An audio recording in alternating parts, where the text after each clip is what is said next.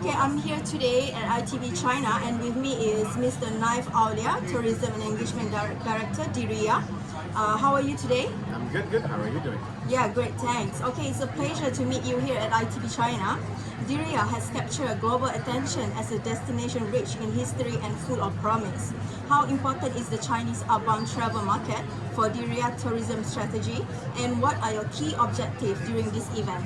Okay, so definitely without a doubt, China is a key source market, not just for Diriyah itself, but also Saudi Arabia as a whole, as part of the national tourism strategy. Part of that is to target 5 million visitors from China, and of course that would spill over into Diriyah itself. As of last year, we achieved, I believe, with the National Tourism Board, 140,000 Chinese. This quarter that just passed, we had an increase of 30% compared to last year's quarter for Diriyah's visits from China. For us, we're here this past week, not just at ITB China alone, but we had our own activation to promote Diriyah to the consumers of China and Shanghai.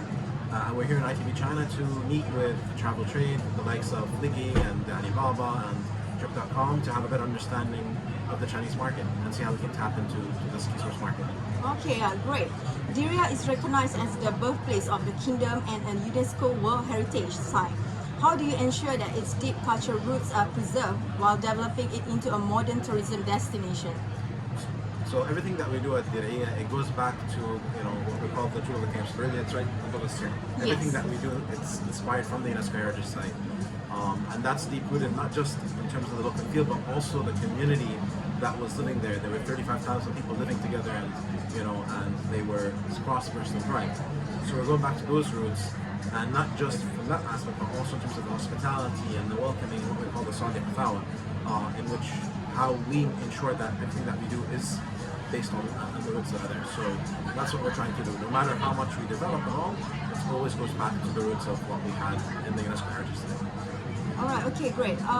As the Tourism and Engagement Director, what are some of the unique approach Diriyah is using to attract and engage today's travelers, especially those seeking authentic and immersive cultural experience? So in the past weekend that just passed by, we had the activation in the northern part of Shanghai, where we brought the actual cultural experiences of Diriyah. So that included showcasing and immersive content for people to step in, see the UNESCO site. We brought the Saudi hospitality of the coffee and dates, Saudi Gahwa.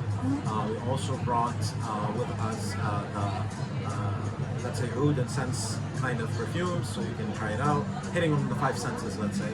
And lastly, of course, they were given a small token of a gift for them to take Diriyah as a move for them as they go.